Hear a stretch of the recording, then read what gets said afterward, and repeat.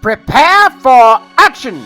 Prepare for adventure! Prepare for a lot of exposition on the quest for the Quantum Rose!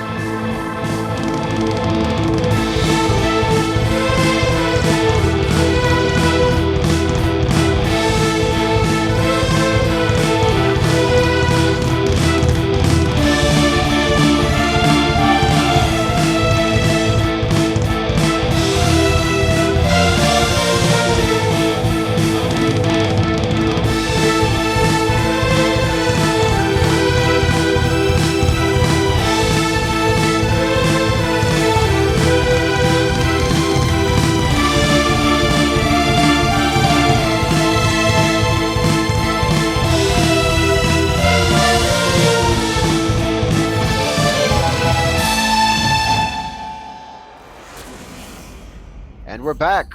Welcome back to Quest for the Quantum Rose.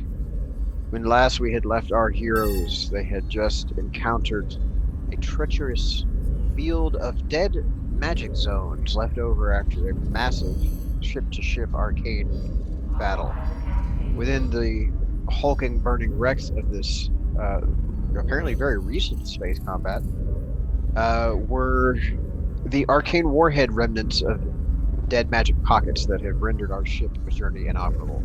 After some very fraught and not at all frightening sort of excursion across space, Kalahari managed to secure a pair of gnomish power generators that seemed immune to the dead magic effects and would probably be able to help them get out.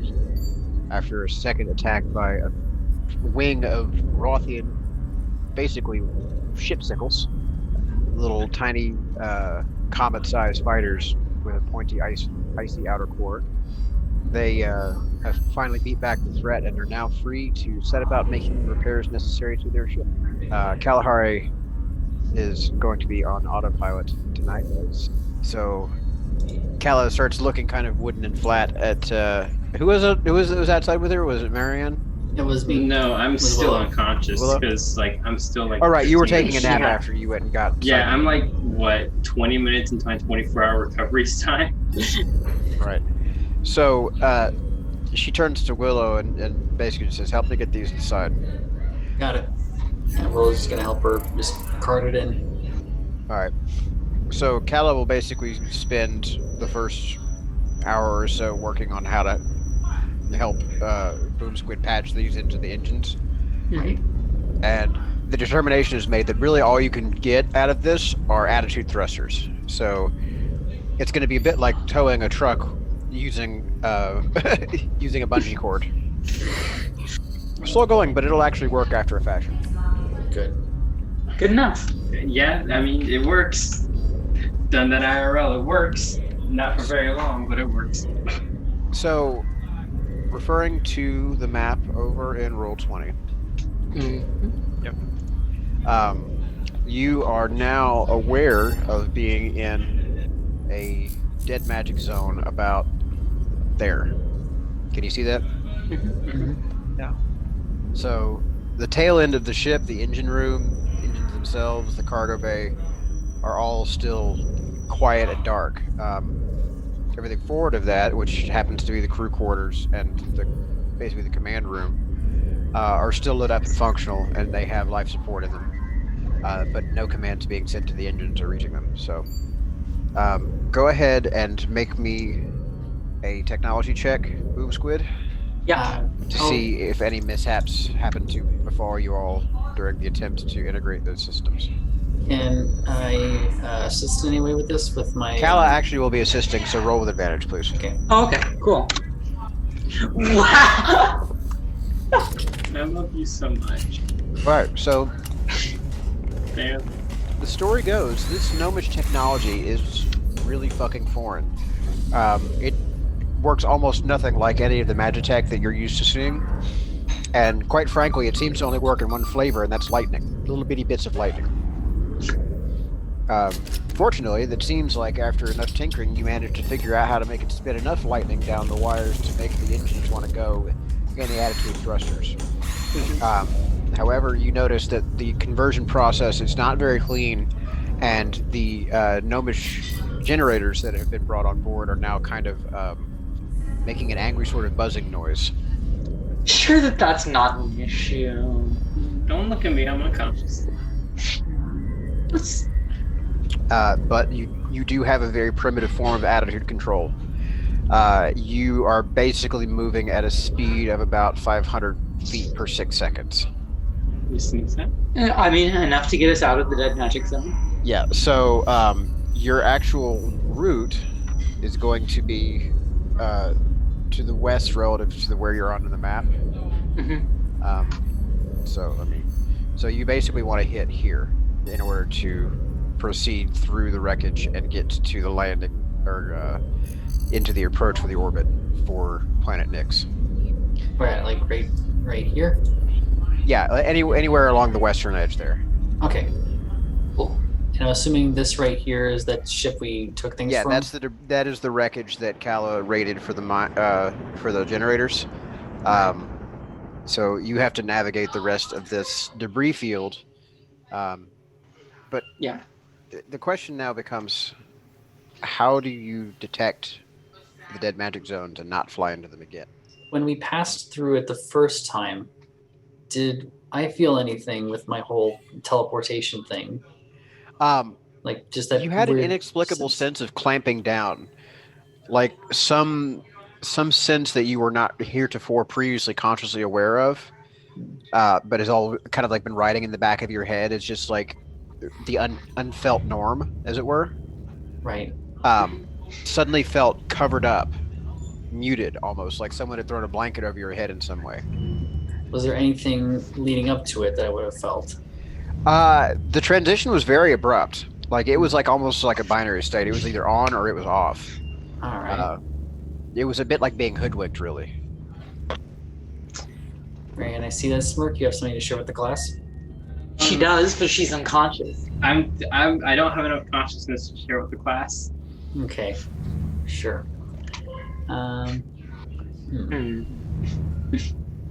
Wait a second. How much do I know about magic users? Make an Arcana check. What are you trying to come up with? Just to know, just some of the what are some of the most basic spells that magic users could be able to cast? Like specifically, if they can how basic detect magic is for magic users. Well, it's at least a leveled spell, so not a cantrip. Right. So I would have to make Arcana for that, I'm sure. Well, so you're not really sure what the effects of trying to cast detect magic on a dead magic zone would be. In all the probability, though, just judging from the name of it. Or no, just like if there's any way to see like there's an absence of it with detect magic. Go ahead and make me your Arcana check, just to see what you know. All right.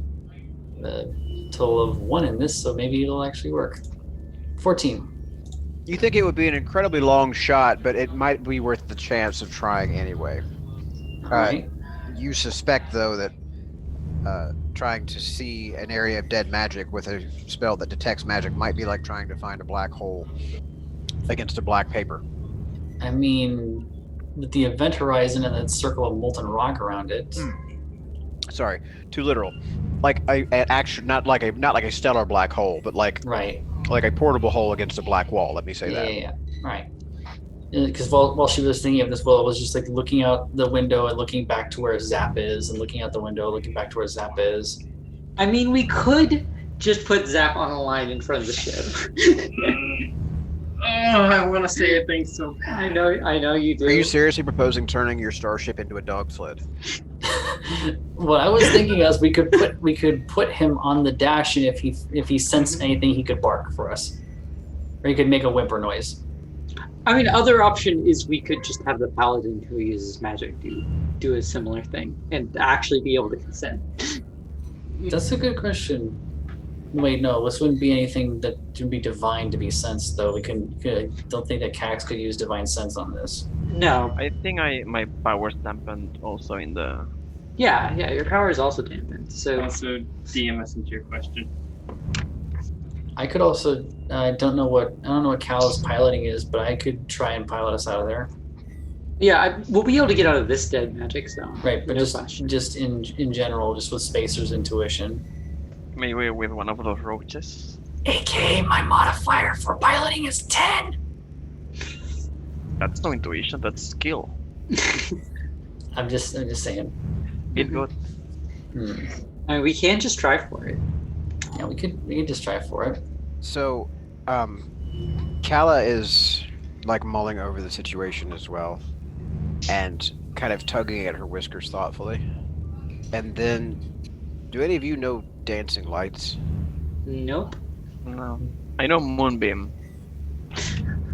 Willow looks over at the dog again. Do you know Actually. dancing lights, Zap? Let's see. I forgot. Yeah, you can send out the globules pretty far. What are his spells? Spells. Ah, here we are. Also, side note, I presume what I sent you would not work. Hold on 1 second. I'll read what you sent me. Okay, so you would have no way of conveying this to them, though. So, I don't. Yeah. So if any of them think of it, but yes. like I like kind of where your head is at, but like unfortunately you don't have a way to relay that from your dream state.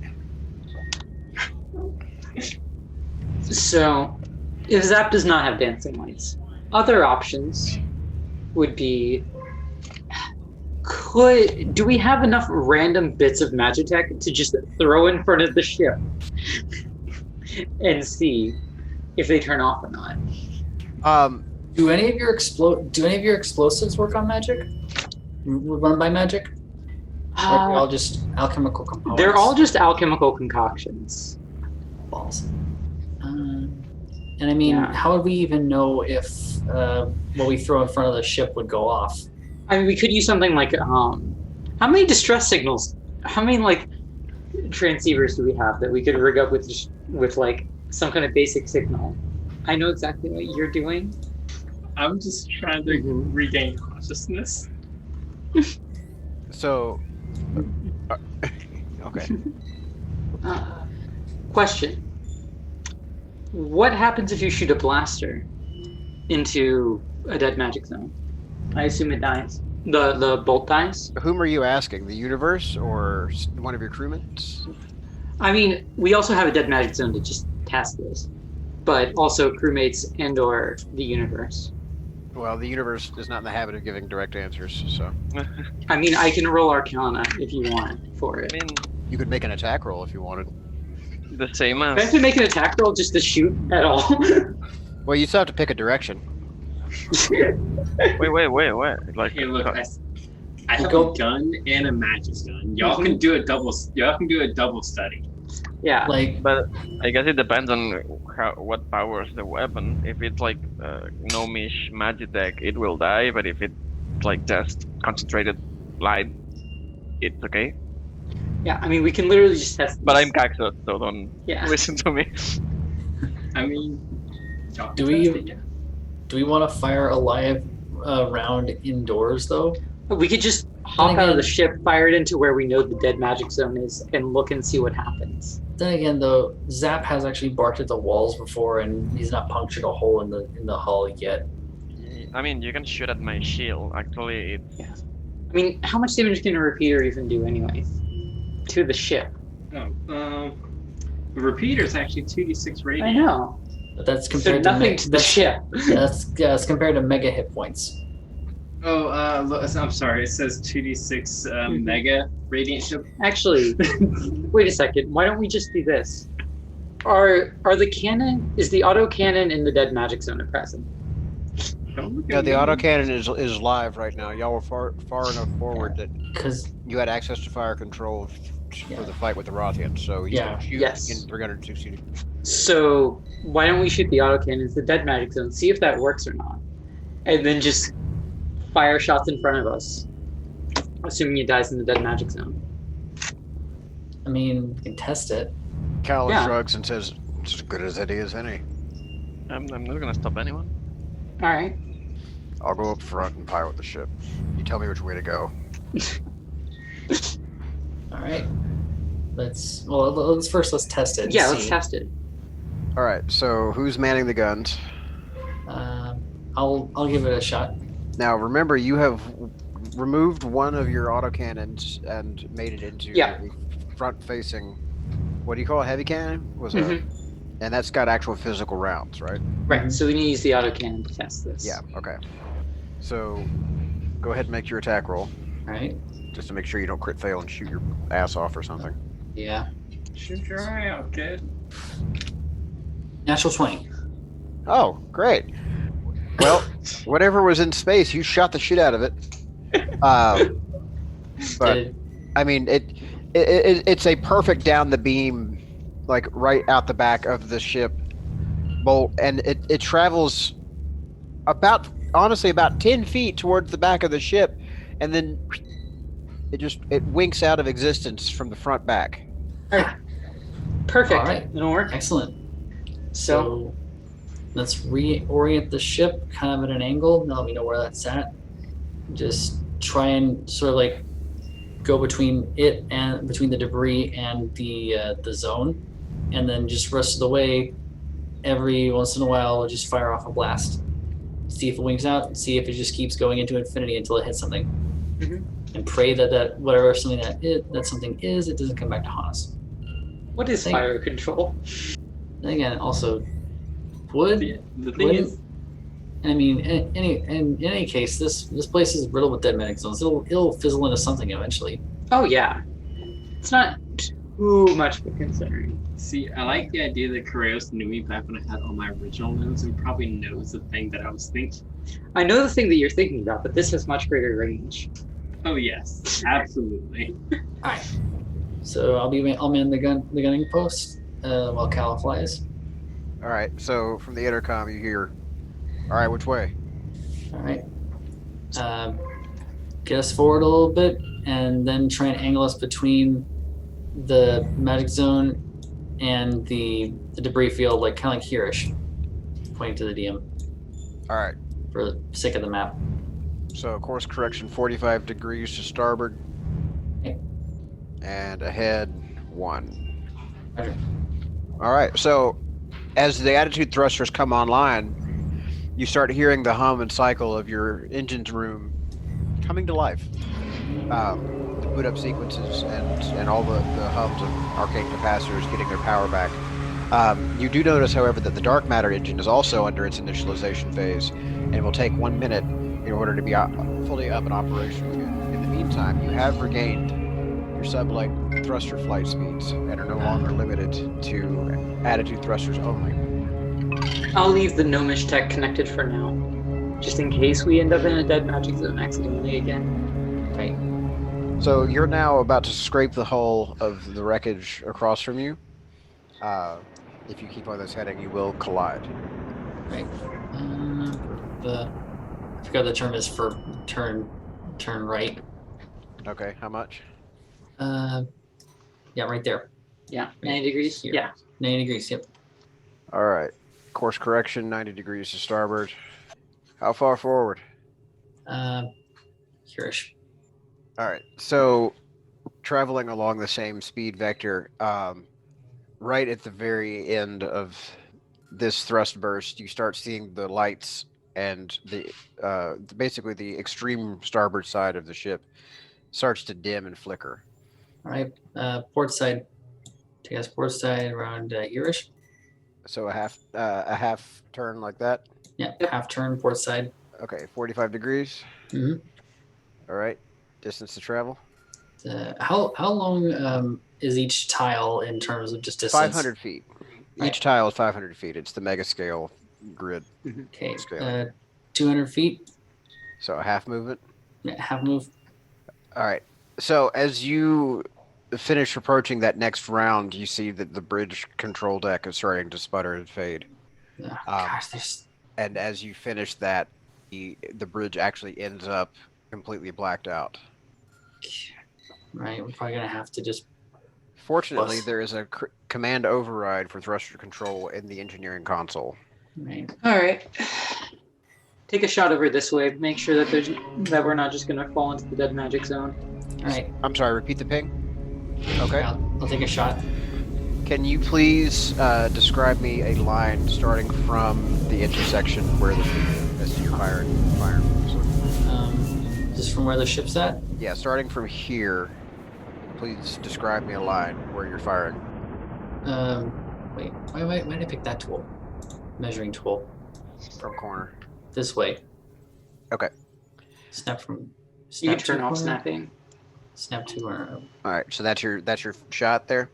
Yeah. Okay. Go ahead and roll me your attack. 10. All right.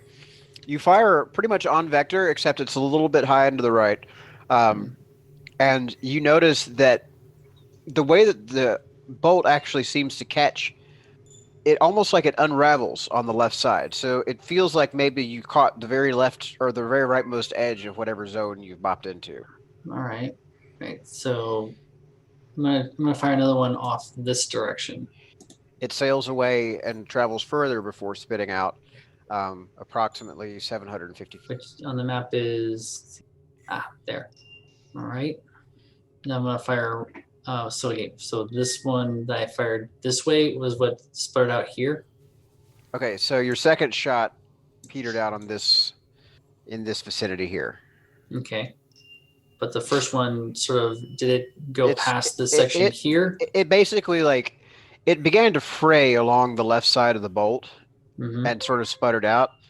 And you found what happens when you hit the tertiary line or the boundary line of those anti-magic zones. All right. The cohesive energy, it's like when the bolts are traveling, they kind of spiral, right? To Mhm. retain their heading. This one, it started unraveling on the one side and spun off. All right. Okay. You have no idea of knowing how big the one in front of us is. Are y'all able to see those? Yeah, we can see it. Yeah, we can see it, Yeah, but yeah. Okay. but just in character, we don't know how big that is. Mhm. You just know that the bridge is dark right now. A little bit like Battleship here. Mm-hmm. Mhm. You do, like I said, you do have a backup auxiliary thrust control in the room. Mm-hmm. Right. So we can back out of this one without serious issue, at least a little bit. Okay, so let's back us out just slightly and try and turn about. Try to go through this space. Yeah, through that space there. So let's back out, turn starboard, and straighten out, and give us full move. So going a full movement, you hit about here before pretty much the entire left side of the ship dies. At that accelerated rate, you actually get you see kind of, it's almost like a two-faced sort of thing. The entire left side of the cockpit dies. The entire left side of the crew quarters, the lights go out, and thrusters on this side. The engine cuts and it violently shifts, and actually you go kind of almost into a tailspin as you finish your movement, and you drift to a halt here. Okay. It appears to have thrown you clear. The lights are on. You do, however, get a very keen pinging warning from the dark matter engine system saying that was an unexpected shock event, and that there may be a rupture imminent. It is still 40 seconds from having a stable core. Let's investigate that and see if we can sort of patch it or whatever. Yeah. Let me take a look at that. You need to roll tech. Yeah, go ahead and roll check. 19. Okay. You managed to stave off any further destabilization from that last shock event, but you're not able to actually speed up the initiation of the engine itself anymore. It's going to take about as long as it's going to take to reach stability, but you've got it not falling out now. All right. Given Well, some we should probably be information- taking some more shots. Make sure we don't hit something like that again. Right. Yeah. All right. I'm going to take a shot. Well, this spot next to us right here, is this actual debris or is this just on the map? There is a small amount of debris there. I'll go ahead. Could I clear it with the autocannon? Yeah, you can go ahead and do that. Go ahead and make me your attack rolls to try and shoot the debris out of the way. First one, 13. Okay, you do hit the piece of debris, and it basically vaporizes instantly. Like Yeah, you don't I'll- even need to roll damage for it. It's not terribly large and it's not terribly durable material. So it's just gone. and I'll shoot the other one. Okay, indicate your second target. Right here with that natural 20, the one on the what's currently our stern. All right. So yeah, the first piece just disappeared and vaporized. The second one, you hit squarely in the middle, and it actually gives it a bit of backwards pulling momentum. So it flies away from you at a considerable speed. Right? You've cleared the field here. There's Okay. no more imminent collision hazards here. And now you said that it was the left side around probably here-ish where we started to lose it and sent us in the little tailspin. No, it was here. Oh, right. Yeah. Okay. So with the field clear, I'm going to take a shot in this direction. Okay. So go ahead and make your attack roll. And Okay. Well, you managed to get it in the ballpark. Your shot goes a little bit wide, but it fades out about here. where's here? I'm not seeing it on the screen. Oh, it's because I'm pinging on the GM layer overlay. There we go.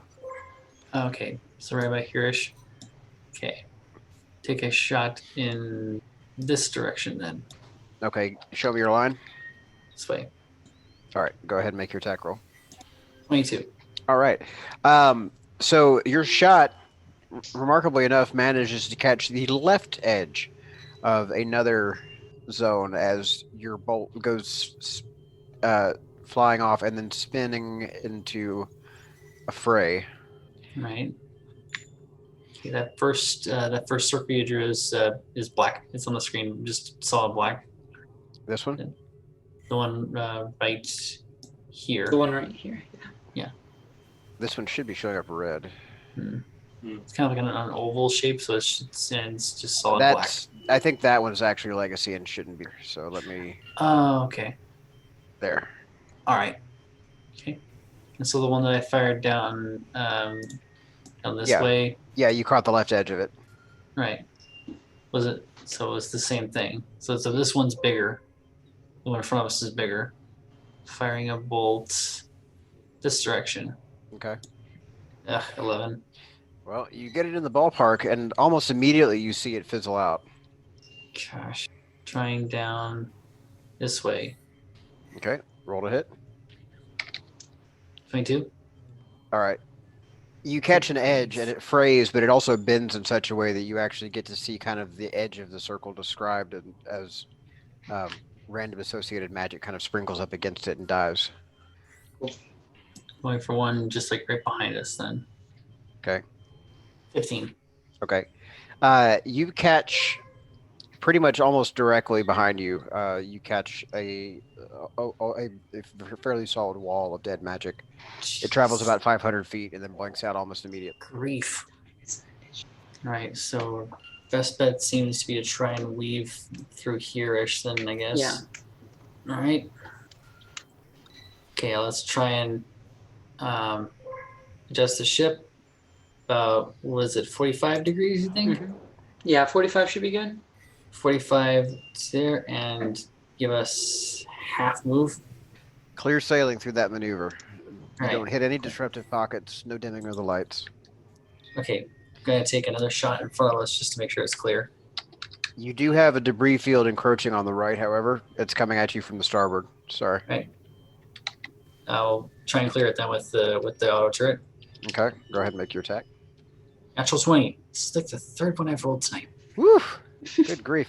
All right, so go ahead and roll your damage. Alrighty, that's damage is 3d4 mega radiant. 6 total. Okay, well, I will say this. The bolt catches this piece of debris in a spectacular fashion, and it just happens that this particular item did have a piece of a arcane capacitor attached to the bulkhead, which follows in a just glorious chain explosion from your arcane bolt, the arcane blaster, and basically spreads outward in a fan of glittering arcana, and doesn't dissipate against really much of anything. It just kind of fades out into this lovely little firework. Okay. So it kind of detailed for you that at least in a fan shape spreading out from here, that there wasn't anything particularly anti-magic in this whole vicinity. Is there now that I did that though, or is that just with arcane warheads? Warheads. Okay, so The capacitor just blew it pretty. so that this direction going forward is should be good. Yep. All right, As far as you know. adjust and proceed. Half movement. Okay. And at last, you all have successfully navigated the debris field from the Battle of Nyx. Ahead of you, you see, well, the planet's surface, now that you can turn your attention forward. The planet is a very faintly glowing silvery blue ball, almost like a pearl, or like one of those little pearlescent beverages in sphere form. As you all make your approach through the planet's atmosphere, the cloud cover gives way to basically a riot of bioluminescent colors. The oceans below, apparently made of liquid water. As you fly low over the shorelines, you notice that there is apparently some kind of bioluminescent alga makes its home on this planet. And everywhere that there is rough seas, everywhere there is shores, surf, waves, storms, it is illuminated as the alga give off their light in response to the kinetic disturbance. So the whole ocean is kind of gently pulsing and thrumming with this light. Where there's not glowy blue ocean, there is brilliant emerald green, like algae flats, basically. Huge swaths of terrestrial land just completely covered in this carpet of glowing, not quite glowing, but almost luminescent green moss and alga.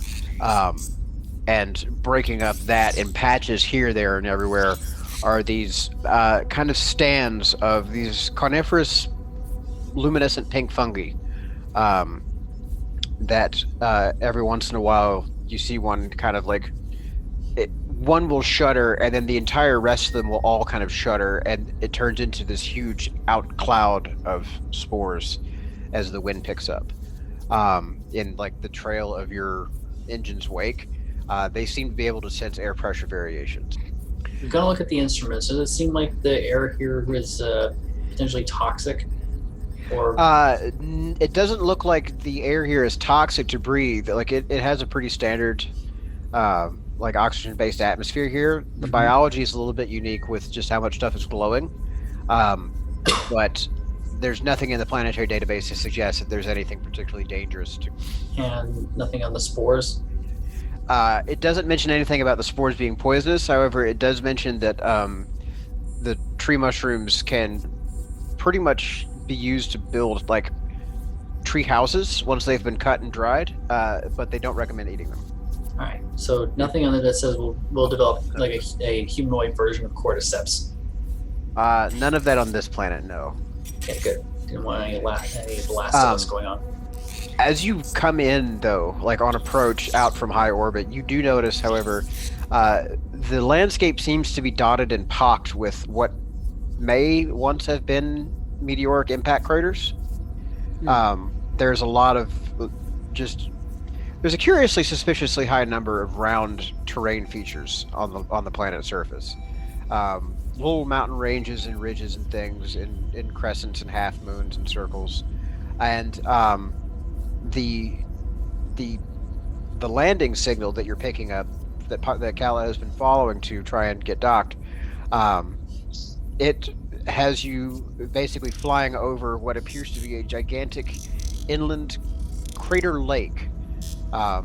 So some distance in from the ocean, in the midst of this giant alga field plains area, there is a almost perfectly round crater with a small mountain range raised up around the perimeter, and a large inland freshwater lake, in the center of which pokes up this one little lonely island. Now, at the edge of this crater mountain range, you see a small landing pad that has like indicator lights and is blinking and everything, and um, it basically would be the equivalent of a welcome wagon or a welcome sign. Kala manages to touch down without further incident, not requiring any sort of extra special maneuvers, and shuts down the engine. You do notice outside, uh, some ways down from the landing pad, there appears to be a kind of like a walkway with stairs and leading to the water's edge of the lake, and what appears to be a small retinue of what is probably private security, judging from their clothes, and two small, almost personal watercraft-sized boats. Do they look hostile at all? Like they weren't expecting us, or? And on the contrary, one of them appears to be checking his watch as though you're late. Wait, were we expected? Did they say anything about us being expected, or? Nobody has contacted you on the comms at all.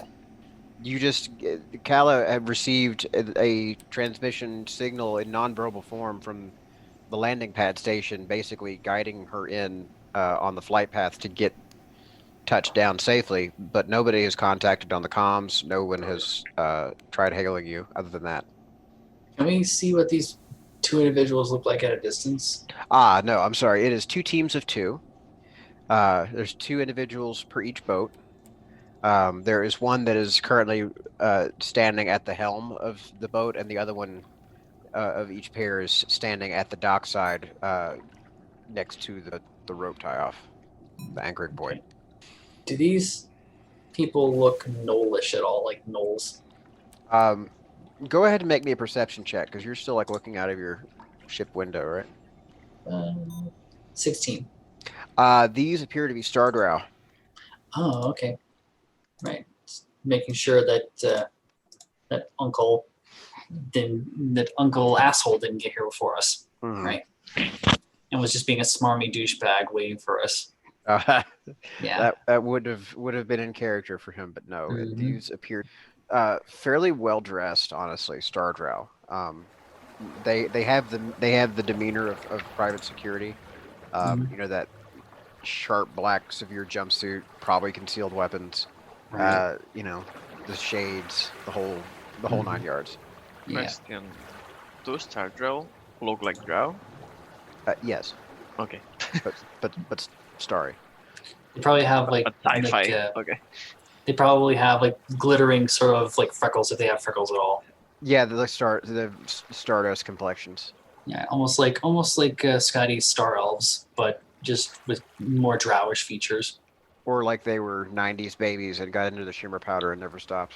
Mm-hmm. I'm Yeah. gonna be honest. I'm totally picturing something between old David Bowie and the Dark Elves from Thor: The Dark World.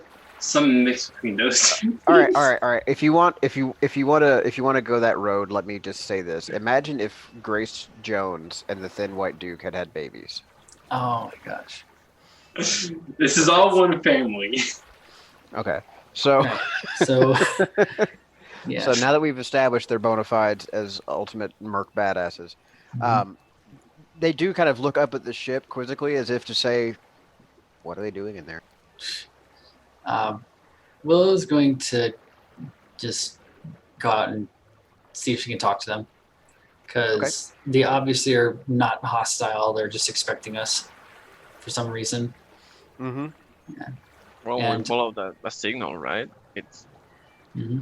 Yeah, logical if someone came. whoever it was guided you in. They put you here down safely on purpose without trying to Right. mess with you. Right.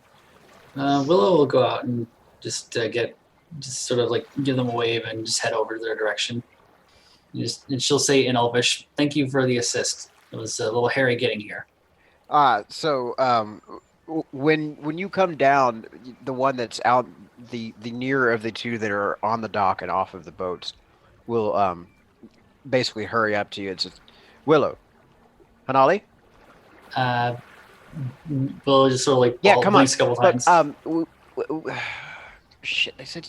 Okay, so you should have been here like 2 days ago. Can you please bring the rest of your crew and come on? We don't need to keep Granny waiting anymore. As soon as she hears Granny, Willow just sort of clicks in her head. She's like, "Right, time stuff." And so she hurries over and grabs everybody. Do we still have that hover bed? Can we bring the unconscious woman with us, or would it be safer to leave her here?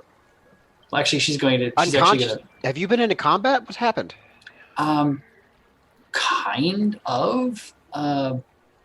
Long story short, there was a before we got here. I don't even know. Dinosaurs happened. Yeah, well, for one, yeah, dinosaurs. We fought some dinosaurs. You see and- the first agent looks very alarmed when they hear dinosaurs. Yeah, and well, we took care of it. It's an ongoing kind of job apparently, but My God, you didn't bring them with you, did you? we didn't. No, don't worry, we didn't. The corp expected us to leave them with them, but over the course of apparently, Val spent some of it on a new upgrade, so she's kind of recovering from that, cybernetic stuff. Do you need medical transport? I'm assuming it's vital she be here too, because she's part of this, right? Well, Granny was specific. She did need your... All right, so she's Bring kind her. of It's okay. Willow does a little like sideways floppy with her hand. She's like kind of in and out of it, a little loopy. So I mean, she'll probably just need to be transported. She'll be fine. She just needs the bed rest. Jax, Betty, will you go grab the stretcher and bring her out? Yeah. And so you see like the other agent that was on the dock and the farther one that has the boat basically turning off the engine and hops out and walks up to your... Right. Yeah, and the rest of us are all right. We just had to do some little bit of a spacewalk. We hit a dead magic field up there. Did you know about the I'm assuming you did, the fight up there? Yeah, so Granny will tell you all about that. I'm just here to get you onto the island safely. Okay, yeah. But yeah, that's pretty much all the long and short of it. All right. So, pack up your shit, whatever you got to bring with you. Just, you can travel light. Like, we don't expect there to be any trouble on the island, ever. All right. Because I'm sure Granny would. Right. Okay, I'll get everybody. And Willow just goes back and he's like, okay, yeah, guys, they knew we were coming. It's more time bullshit. Just pack up. They're going to have somebody come up and get Val, because apparently they need all of us. And, yeah, that's it. All right. Okay. Oh, Is Val actually going to be any help? Unless y'all can like pour 24 hours into my body, you might as well just leave me on the ship. Willow's just like, apparently Granny wanted all of us, and it's time bullshit. She could probably accelerate Val. If there's any time bullshit going on, we don't know. They maybe could accelerate Val's recovery time. We have no idea. So, all right. While you're standing there hypothesizing, Jax and Belly will hustle up and locate, secure, and bundle off Val's slumbering form. The stretcher's pretty nice. It's got a biomon on it. You can tell she's doing well and resting comfortably. The dog throws them, however, because, well, Bark was in there, or Zap was in there checking on Valerie, and honestly looked a little bit surprised and almost yapped at the two guards that came in. I like the idea that Zap just sleeps on Willow, me. yeah, Willow goes in and just sort of like picks him up, and just like you would do with a Gordon. He just picks him up in the middle and just holds him, just make sure he knows he's safe. He's like, yeah, this one's a new addition. And sure, just gives him a little head scratch. Like, Jax looks a little bit confused. Is he part of the crew? Yes. Yes, yeah. Okay, bring him. Yeah, he's part of the crew. Yeah, come on, buddy. And we'll just like keep hugging Zap and just bring him along. She just got just holding a corgi in her arms. Jax leans over to Belly while they're walking Valerie off the gang. I thought they had a cat. And we'll just like, technically, I guess if you want to call her a cat, I'm pretty sure she might protest, and she just like nods her head over towards Calla. Oh, the closed engine room, or the closed piloting room? Yeah. Yeah. Yeah, so Calla's going to take a little bit of convincing to try and leave the ship unattended. Like, we need to make a persuasion check, or... Like, Calla would really rather stay with the ship if it's all the same. She's been through some rough shit, and she needs to get fixed up after being in and out of all that magic. Yeah. That magic bullshit. Oh, God, yeah. We have I the mean, calm. we can just Zap Zap's our animal companion this time around. Instead of the cat, we have a dog. Oh my god. You mean I can use the dog to stand in for me at social events? Why didn't you tell me? I mean, Oh, that's the most in character response too. that it is actually. It really is. Well, I don't know. There should also be a little hint of aggression of being called a cat, but I think it's fine if they But can yeah, stay on well, the ship. Mm-hmm. Like, all right, make sure do what you need to do, and before she also just pokes her head back in and goes, also, I don't want to pretend to say how to run the ship or anything, or pretend you know what to do. That wine thing from the engine, from the What? gnome bits, the gnome parts. Wine? The Yeah, high-pitched yeah, I the didn't gnome- bring any wine. the gnome parts when we hooked it up, it made kind of a noise, like I'll check it out. yeah, Yeah, I should probably disconnect it while we're not using it. yeah. Just check the patch job, make sure it's not going to blow up on us. Yeah, because the last time we want to get stranded here. Yeah, mine does exactly. And so like, should just like give her a little wave and start heading out with the dog. So, Speaking of, yeah, as you all gather on the lake shore and start boarding the boat, you all notice that the sun, well, whatever star this happens to be going down, it's setting a lovely kind of hue over the ocean.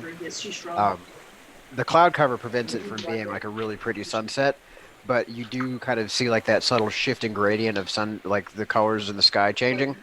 But what's weird is that from underneath, the clouds actually appear to be almost reflective in a way, kind of silvery. So you get a lot of really weird rippling rainbowy patterns as light coming from the oceans and the fields and the trees are all kind of mixed up and jumbled in like this weird inverse disco ball. so just muttering to herself aloud, Will is like, this place would be a killer place to hold an outbreak, I swear. Is there any algae within reach? Yeah, so basically everything that splashes causes the algae in the water to flash, like kind of a brief blue flicker, right? I'll just scoop some of it and Yeah, Eat it. so it doesn't taste like much of anything. It's planty, you know. It's wet and it's planty. yeah.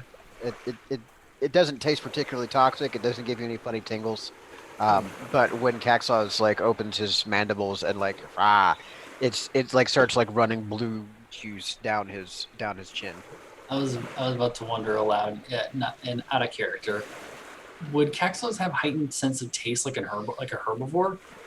It's an omnivore, so Yeah, so probably not then. no. Meh.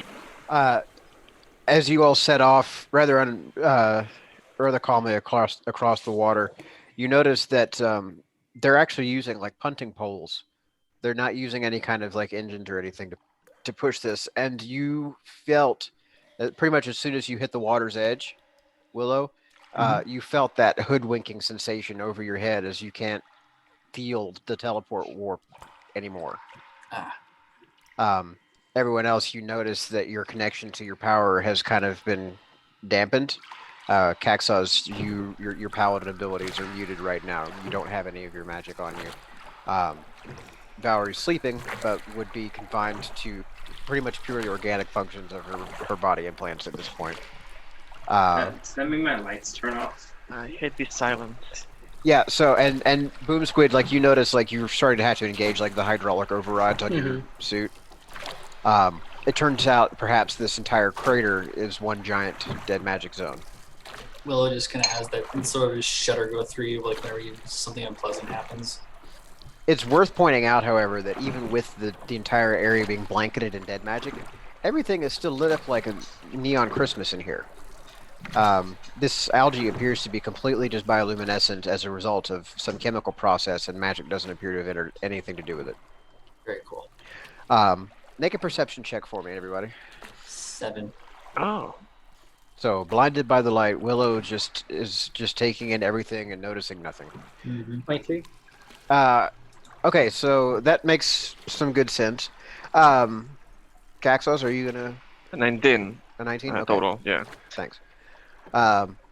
So Caxos and Karos, coincidentally being on the one boat together, while Willow and Valerie on Everybody's Valerie's little litter. everybody's couples boating.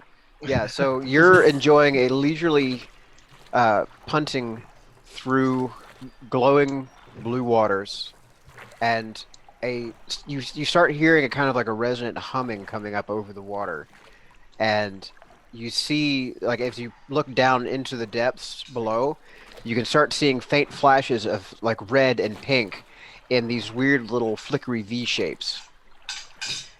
After a minute, those V shapes start to resolve themselves more and more into what appears to be an actual, like, weirdly V-shaped life form that is wriggling its way up out of the water and appears to be chasing the algae or plankton or some kind of like intermediate life form. So where there's a blue flash, there is a kind of like a purple fuzz, almost a staticky light happening. Some other kind of microorganism in the water, perhaps.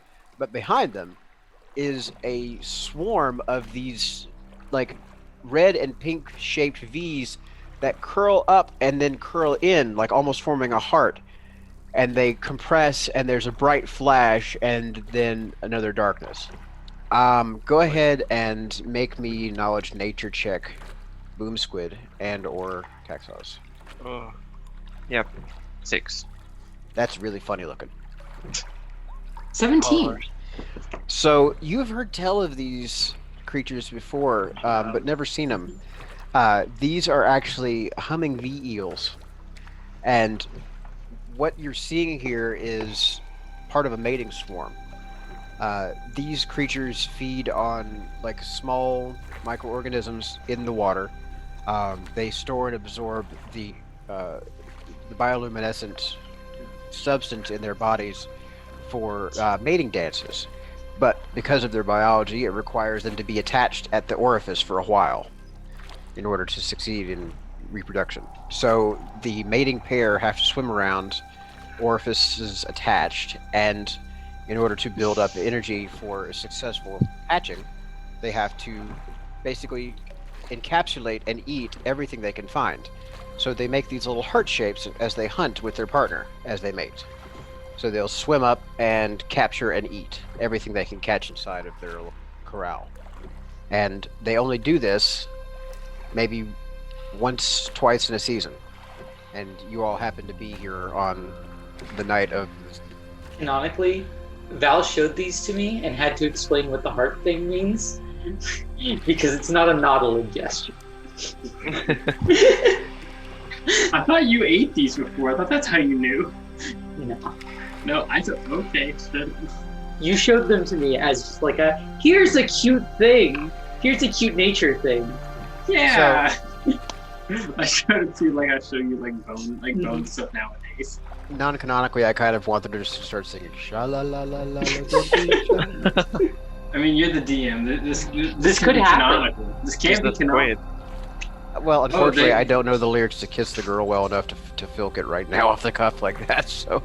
Na na na na na me your mind. As the days go by, you want to kiss the squid. No, no. I mean, There- Google that- does exist. Oh my god. That was it. Never mind. Inspiration point. You're sleeping, but inspiration point. I'll take it. I need to see a picture of Boom Squid and Cax in a rowboat now doing this. Luis, if you don't draw, I will, and that's both a threat and a promise.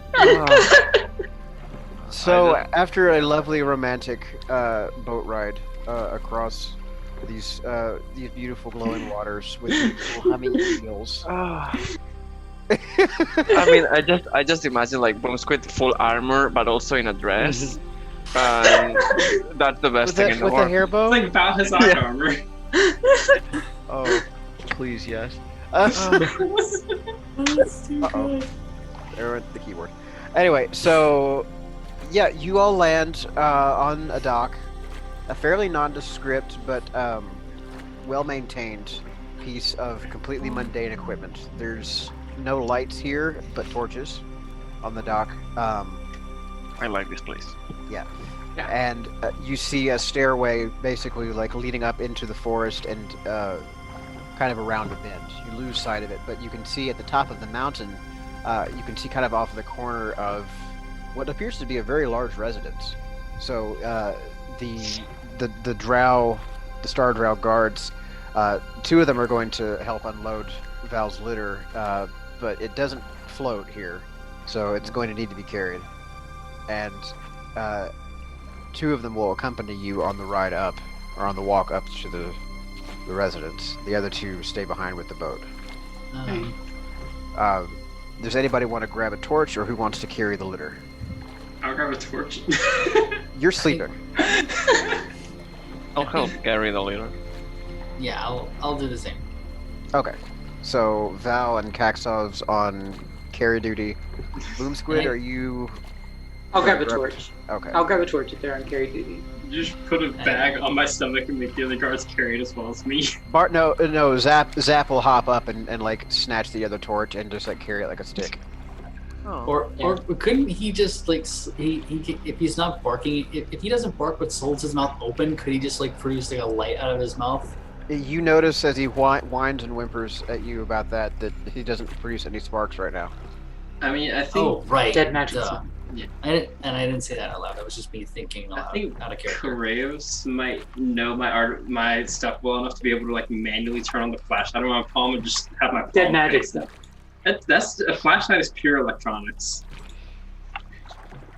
The flashlight is not magic. It's just the indicator lights that show that her actual parts aren't completely dead, and that weird loophole about bionics in this setting that we don't really fully explain because it's magic. Shut up. Hey, look, it's because Al needs to live. Shut up. But I do, however, need you all.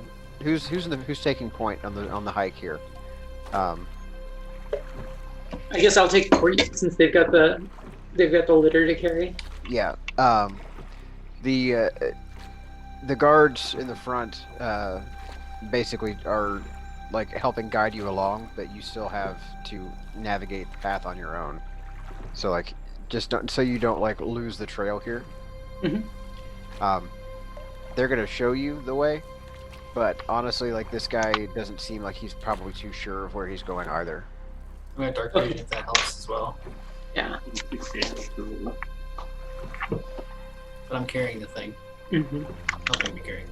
yeah, Yeah, the problem here is not losing the trail in the torchlight with the guy who's a little bit new at his job, maybe. Mm-hmm. So do I need to make a survival roll to follow the trail? With advantage. I didn't have to ask for a con check, and I thought I had to roll too. Yep. Listen. Okay, so That's why you never went camping with me? Yes. Oh. yeah, so after a few minutes, it becomes apparent that somewhere along the way, you ended up stepping up a series of roots and not stairs. However, now you found yourself in a lovely little clearing, surrounded by what appear to be giant coniferous pink mushrooms. Maybe somebody else should lead, who actually knows the way. Bork is going to like trot up to the front and like gesture to give you the other torch. Mm-hmm. I'll take it. Yeah, and he is going to attempt to scent track his way back. I think I just lost my. Your my video camera. just died. That's okay. I'm not bothered. Okay, so yeah, Bork is able to find the scent and get you guys back on the trail here in fairly short order. So really, you only lost about a half an hour's worth of travel. However, as you round the corner, it does get to be about on like 9 or 10 your internal system time in the evening before you finally find you come around a rock facing, and you are met with this wonderfully weird kind of melty geometric house. I mean, there's really no other way to call it. It's a fancy fucking lake house. It appears to be maybe 4 stories.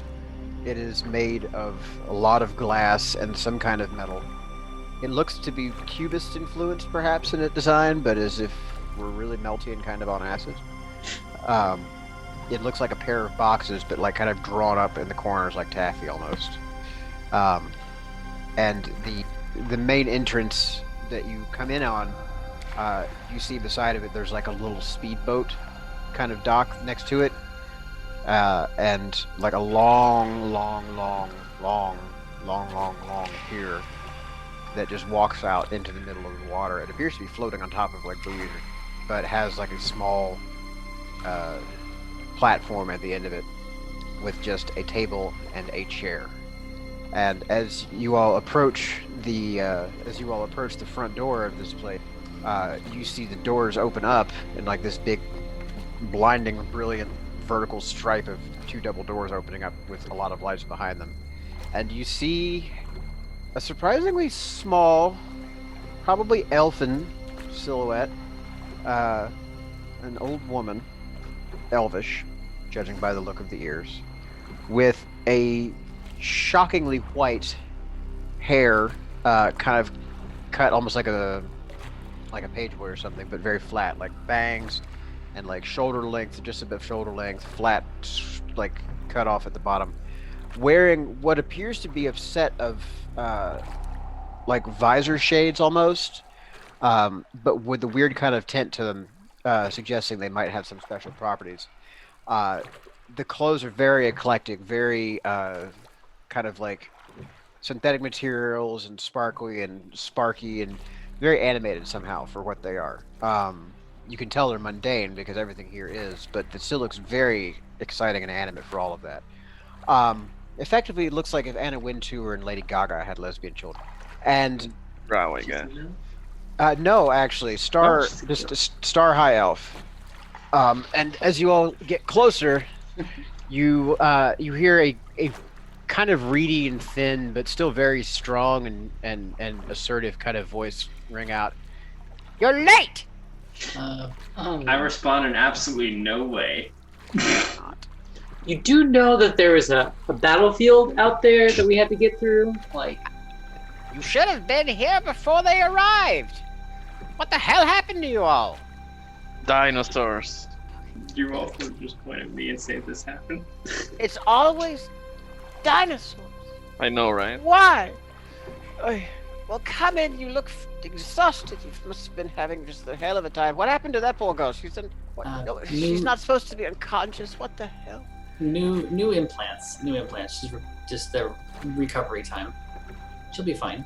It strikes you that for supposedly being prescient, Granny Promethia doesn't seem to really have the entire situation entirely up to speed. Well, yes, come in. Go put her on a bed somewhere. There's Right, you. we'll do. Oh, third floor, right-hand side. There's a lovely little bedroom right there. You can put her up in. She'll be fine. Right. We'll just turn to Cax and it's like, let's get her up there. Yeah. Let's Yeah, go. the two guards that came up with you will show you where to go to put your stuff down.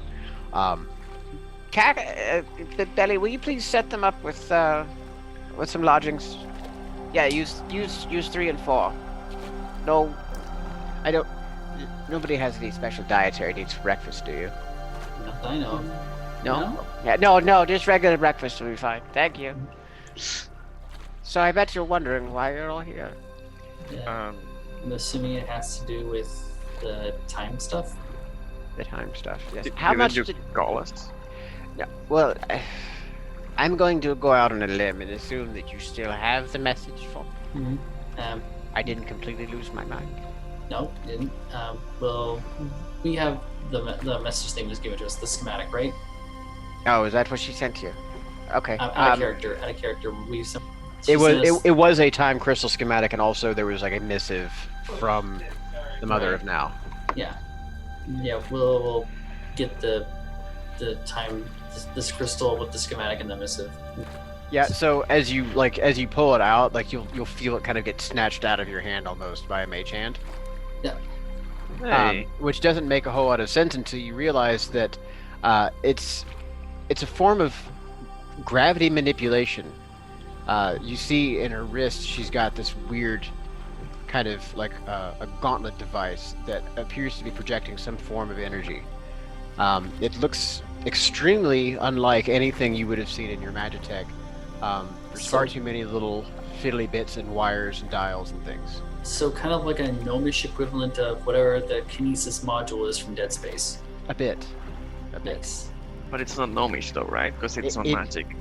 Well, Gnomes- no, so that's that. Okay, so out of character, the gnomes are the ones that have developed non-magical technology in this Oh, setting. okay. Sorry, I thought it was. Everyone the other else way in the around. galaxy has magitech.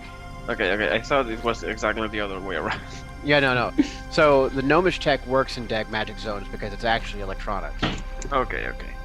So what you have here is I like gnomes, then.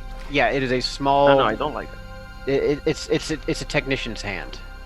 Think of it like a telekin or a tractor beam in the scale of a grabby claw, right? Like you would, such as you would use to grab your remote. Thanks. Oh. Okay. Well, so I'm sure you're all tired. Would you like to talk about what's going on tonight, or after you've had a chance to sleep on it? Because your friend's still sleeping, and I don't know when she's going to wake up. I don't like having to repeat myself. Yeah. Probably I wait, think- yeah. Yeah, we should wait until Val is awake. She probably wouldn't even want to hear this too. She's already gonna be pissed off enough that she missed the firefight.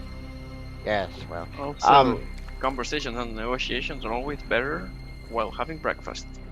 Will just points at Cax like, "Yep."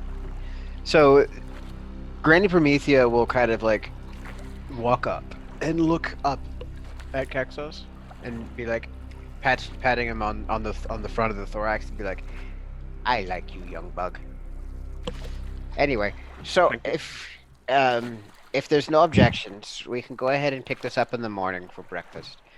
Meet me out on the veranda and I'll tell you everything. All right. See them to the rooms, please. The two Star Drow guards come forward and they basically take you off to individual rooms for the night. Everything's lovely and well appointed. It's very fucking fancy in here. Granny is low dead. Every individual room is in fact like a little suite, so you have a bed and you have like a dresser space and you have a toilet assigned to every room. Everyone can now effectively level up to 5. Aha. And as you pass the night, it is probably one of the most restful nights of sleep had in a long memory. Kala probably is sleeping better because there's nobody around to bug her. When you awake on the morning, you notice that the skies have parted a little bit, and the sunlight it's a little on the wan side, it's a little bit faint, but it is extraordinarily pink, and it makes for a fantastic sunrise against the water. The V eels have gone back down into the depths of the lake, but you do every once in a while still see like the flash of blue from the surf as it comes in on the morning. Granny Promethia is waiting for everybody with a massive breakfast spread out on the veranda. There are just a wide variety of assorted fruits and vegetables and several different forms of proteins. Cooked egg casings, cooked meat pieces, cooked all sorts of things. So, pretty much there's something for every physiology here. I assume you all slept well. That's the best Very sleep well. I've had in a long time. Right. I'm used to sleeping on spaceships. So, to begin, I suppose I should really offer you all something of an apology. I may realize this is kind of your livelihood. I understand that my sister fairly shanghaied you into taking on this quest, and you didn't get much of a chance to say no. We usually Unfortunately- never say no, though, so it's fine. Good lad. The point being, we wouldn't ask if it wasn't so. I know you've heard a little from my sisters about what's coming and the threats that you're facing now. But I feel like it's time you got some real. If I can tell you anything, I will. First thing you should know, while I am here, I can't see into the future because it is bliss. If I leave, I can see it's a nightmare. So please don't ask me to come with you. I can't help you beyond where I'm at. But if you have questions, now would be the time to share them. Yeah, like just an explanation where we at, what happened, and what do you need first. So it would be best to start at the beginning, but unfortunately the beginning is also the end. To clarify, in your far future, there will be born a man who would be a great wizard one day, until he decided he was fed up with the limitations of magic because of the things that it couldn't. And he went and he pissed off the goddess of magic and got himself cursed to immortality and flung backwards to the beginning of time. That man took on the mantle of Omnihilus because, after a universe and a half of living, he found himself going around again. He's been stuck in the same universe, alive and undying, for about 3 universes now. And he, I think, is a bit tired of it. Now, entreaties to the goddess have not helped. His curse cannot be broken by any magic of mortals. And he seeks to end his suffering. And at this point, he feels the best way he can do that is to destroy the universe.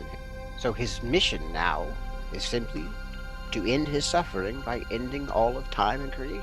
He wants to collapse time into a singularity. He wants to collapse space into a... He wants to not exist anymore. And in order to do that, he has to make everything else not exist. Time was when he was a reasonable man, and this would have seemed like an abhorrent thing to do. But after 5 universes of surviving and watching the same bullshit over and over again, I think it's probably rather gone to his head and he's a bit mad. He will stop at absolutely nothing to achieve his goals. And I'm sorry to say, but he already has the first part of his plan in hand. He was able to secure the Aegis Carillion, I see, and I don't see you having brought it, so I'm assuming you didn't actually get it back to him yet. Fortunately, no, he's had some help. Wait, Yes. but isn't this like a little big for us? Like you're talking about the end of the universe. Time? We are 5 people. Yes, but as you well know, 5 people can change the course of the entire universe just by getting up in the morning. I'm not even used to waking up and not hearing the voice of like 1,000 people in my head. Well, But okay. you have to understand, we need agents on this mortal field who can still influence it. I'm limited in where I can go. I can see everything, but I can only do so much. Just tell me something. Does Nihilus knows what happens? He knows that he has not succeeded in 5 universes of trying. Is he from 5 universes in the future, or He's this is the same universe? He's lived through 5 iterations of the same universe. Yeah, right? okay, so breaking But from he character. was he graded like 5 He- universes in the he future or- and then came back, or He originated in the timeline's far future relative to where he ended up. okay, He was cursed and thrown back into the beginning of time. okay. So we are like the same universe he was created in. Yeah. So think of it as a cyclical universe here, right? Hmm. It expands and contracts and expands and contracts. Yeah. It's It's like that episode of Futurama where they went to the end of time, and then at the end of time, the universe was recreated And they went around. with everything a few centimeters to the left. Oh yeah, no, But but it's exactly the same. This is this sort of thing. The universe keeps being reborn and reborn over and over again, and he is Yeah, just here for the ride. He can't but- die. he was born in the future and then sent to the past. Then Mhm. did that like 5 times, and that's now. Hmm. Question. Faye It's told me time this for is the next morning. Sorry, I was off getting yogurt. Yes, you're awake. You're awake and Yeah, here You're awake, Yeah. and we're all having breakfast out on the veranda, on level So- 5. and we're level 5. So it Okay. is true, to answer your question about the temporal mechanics of it, it is true that for a span of history, there are 2 of him. Okay. Mm-hmm. However, his mortal career in his span between becoming an actual wizard and getting cursed was mercifully brief and probably only lasted about 100 Okay. standard years or solar cycles. So and before that, like, he was a fairly unremarkable wizard. He was a chronomancer. You know, he liked to dabble in time, which is kind of how he got to be where he is. But he wasn't appropriately respectful of the goddess or her machinations, and got himself cursed. That's why I don't fuck around with gods. They're just petty children with immense power. With time. Yeah, you don't touch. You You don't. fuck with time. Don't even talk to a god if you don't have to. They're literally just infants with infinitesimal power, and they're not mature enough for what they have. Is she saying this out loud? Yes, very much out loud. Willow clamps her hand over Val's mouth as she's saying that. Oh, sweetheart, no. You don't need to worry about me. I'm not a god. I'm just all-seeing. There's a difference. See, So, you are mature enough to handle whatever power you may have. Were you a god, I would not assume such. all-seeing being, what does Nihilus need to end time? I'm gonna buy you more. Well, he's already got the Maybe you like ages. full serving. Won't mind. He needs a time crystal, and he needs... Well, he knows how to use it to collapse the thing. What you need is to either stop him from using it, stop him from getting the time crystal, or force it to sing a different song. So the time crystal, is there only one? There can only ever be one at a time in a given universe. Right now, there don't exist any. This Okay. plan that you brought me here is how to create one. Ah. Good, so we have an edge right now with this. Yes. So And sorry. we should... Sorry. No, you're good. You're good. I'm sorry to put in, but like, what was the guy's name? I'm sorry. Like, I zoned out Nihilus. halfway. I'm Nihilus. Okay, sorry. I zoned out. I'm not gonna lie to you. I've been a bit in and out of it since I woke up from like, you know. Oh, new yes, that stuff. was quite a nap you had. I remember. You were asleep when you got here. Oh yeah, I slept for 2 whole episodes. Y'all would remember, though, that is actually the same identity as the infected lady in white called out for when she was offed. Yeah, when I remember that, I told her I don't know it. I don't know who that is. And I don't care, but now I do care. It's remembering that Willow's like, it seems like he's already got a bunch of people to help him with this, anyways. So he probably hasn't really told them about the ending the universe bit. Oh, no, he absolutely has. He's taken up with the Cult of the Void. They welcome Oblivion. Yeah. Well, one of them probably he hasn't told. Wait, you see a lot of things. Yes. Okay. Have you seen any winning lotto numbers? The Leonin. The She's so Leonin rich. with him. Yes? Did he tell him about it ending the universe? She appears to look up and consider that. Taka does not believe... Well, let's just say he doesn't really take him at face value. He tends to believe that when Omnihilus is talking about ending in a more kind of metaphorical or hyperbolic sort of way, I don't think he really understands what he's doing. Makes sense. He doesn't seem all that bright. I mean, with a name like Trash, diff- how could you be bright? Wait, Savage. are we talking? So, Because Taka can mean hawk in Japanese. No. Taka is... Taka means- It's Kalahar's uncle. Yeah, Taka Yeah. means refuse in Swahili. Okay.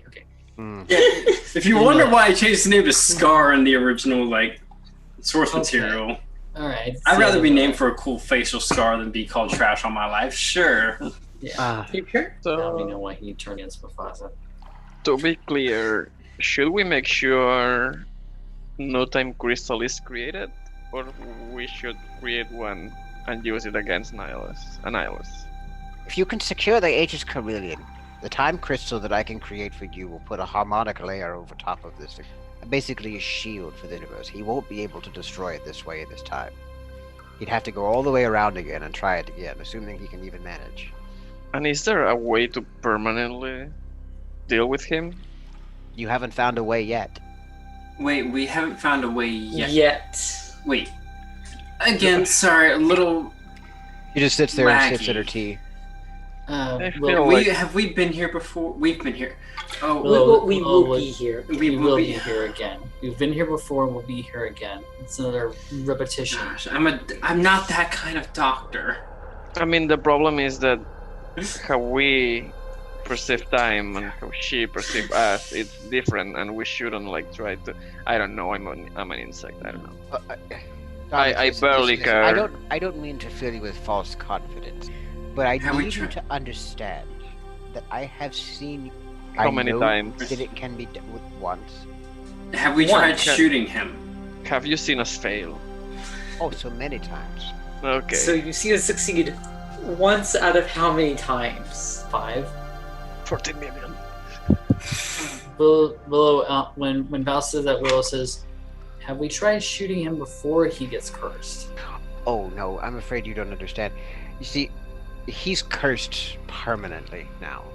So even before he gets cursed, before the loop starts, it wouldn't do anything. I mean, there's no loop. There. No, there's kind of a loop. Okay, If he doesn't get cursed, I mean.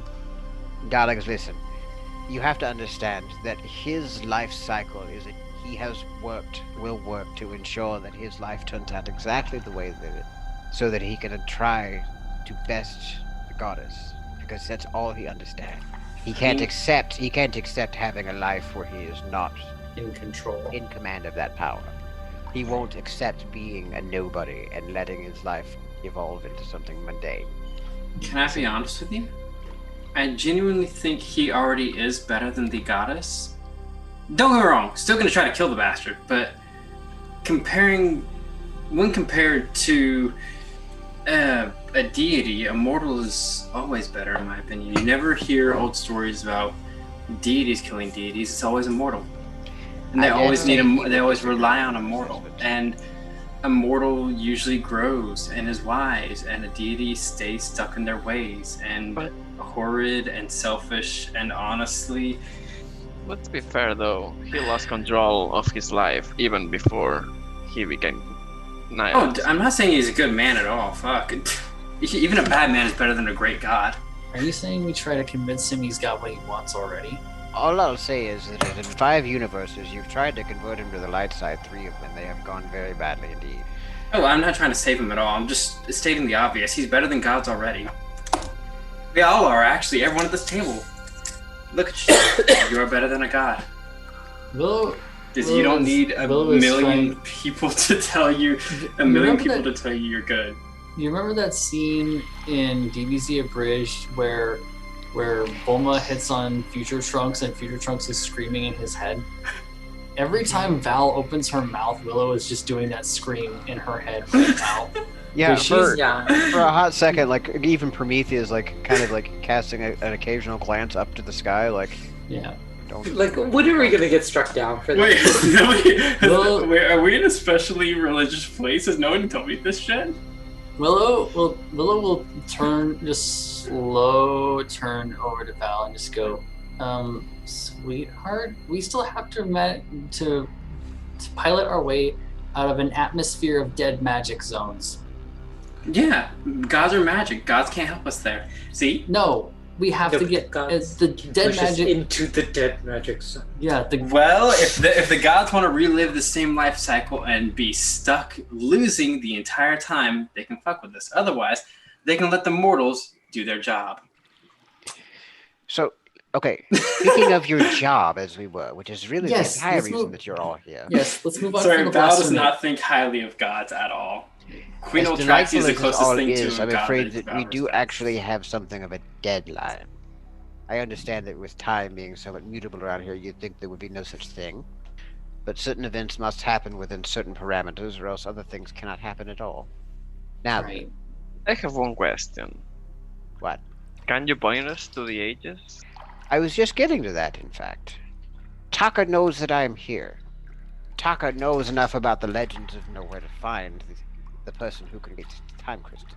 I have secluded myself on this planet, not because it was fun for me, and not because of the view. I did it because it is extremely hard to get to. I would like to not be bothered by Taka and Omnihilus this go-around. I'm counting on you to protect me. I'm counting on you to recover the Aegis and help me reinforce this reality and prevent it from being destroyed with my own damn weapons. We'll do our best. I know you will. Pretty sure Whether that it at will be least good one of enough us. this time. Yeah, pretty sure that at least one of us has a score to settle with Taka. Yeah. I think she's still on the ship. Yeah. And if they bring that crazy white robot chick with them, you can bet I want to take a piece of that action. So, I need to. as you all are wrapping up your discussion, you see Belly, the Star Drow guard, come down from the house, and she's moving very almost excitedly, Like she's got some kind of urgent news. Oh, Yeah. So she basically almost runs and skids to a halt in front of Promethea and leans down and starts whispering something in her ear excitedly. Promethea will kind of give her the side eye and then, well, I think I just found the variant that made this whole change different. You all have to get back to your ship, and right now. all right. Omnihilus is here. Taka is here. They're in orbit. Oh, jeez. All right. And then you'll see, like, the corners of her mouth hitch up at the sides, and it's going to split her face into a wide rictus grin. They're stuck in a dead magic zone. Everyone, by the way, this is why I'm being so bold right now. We're in a dead magic zone. Gods are magic. I can't hear a damn thing I'm saying. It's a bit like a You cone would of be this silence for you. bold the It's second nice. you had a drink. Will They're just- magic. uh, Oh, Will, yeah, Will that almost was- spits. yeah. Will almost spits out her tea when she hears that, just trying to hold in a laugh. There's- I don't know there's- what you blew up out there to make it different in the environment this time, but it seems to have done the trick. My reports, the satellite surveillance are telling me that there is a massive ship bearing the legend Proud Rock outside, and it is currently adrift in one of the larger pockets. We should get back So- before Kala takes the ship to try to take it. Is the plan to Calla get doesn't in? have this information yet to what we know, but... But Is the what's our agent host's in the name ship? again? I felt it, and then I didn't feel it anymore. It was getting Well, closer. As I soon as think we it get must be on there, that ship. we're probably going to end up boarding the Pride Rock. You're damn right you are. Go get my shield. Yes, ma'am. Will Understood? Yeah, well, just Oh. so that before we go, though, do you have anything that would make it us a little more formidable? Yeah, Belly, take them down to the armory. Open up the shore toss component. There we go. They don't have scanners or anything like that right now, right? The Proud Rock. Yeah. No, they're dead in the water. Their Perfect. ship works. Their ship works on regular magitech, not gnomish tech. They're dead in the water. They have. I'd be surprised if they have life support at this point. Yeah, so, I'm not waiting. I'm following down to the armory as soon as she says yeah, that. I'm you like, all "Thank you all get led by Belly, who, like, you can tell, like, this is the most excited she's been on this job in a while. There's not a whole lot to do on Nyx.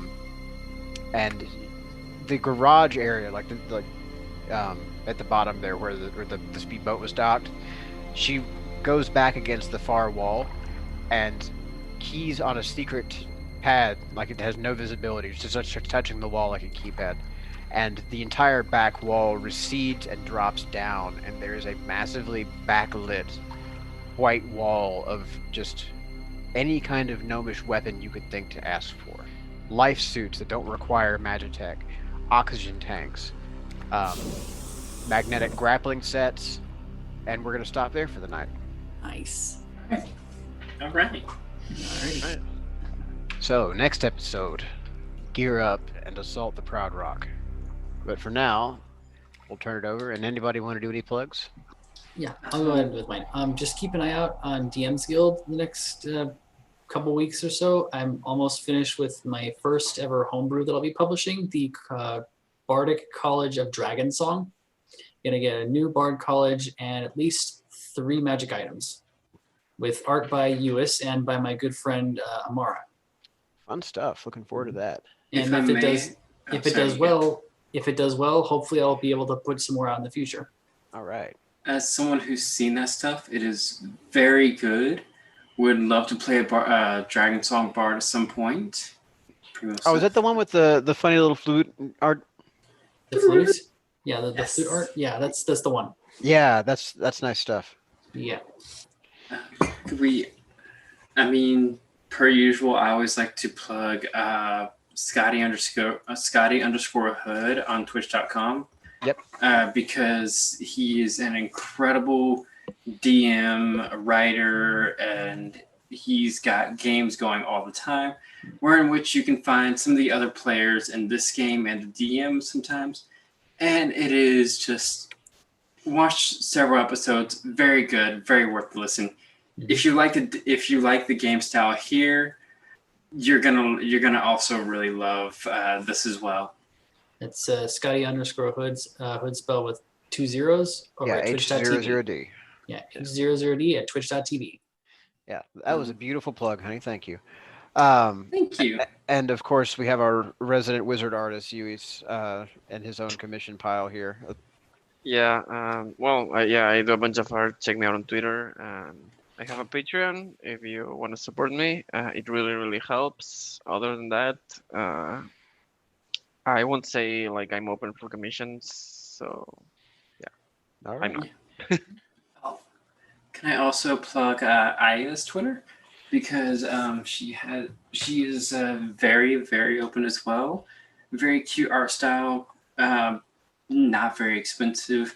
At Aya Golander on Twitter. And I'm pretty sure all of our personal handles as well are in this one. So like, Yes.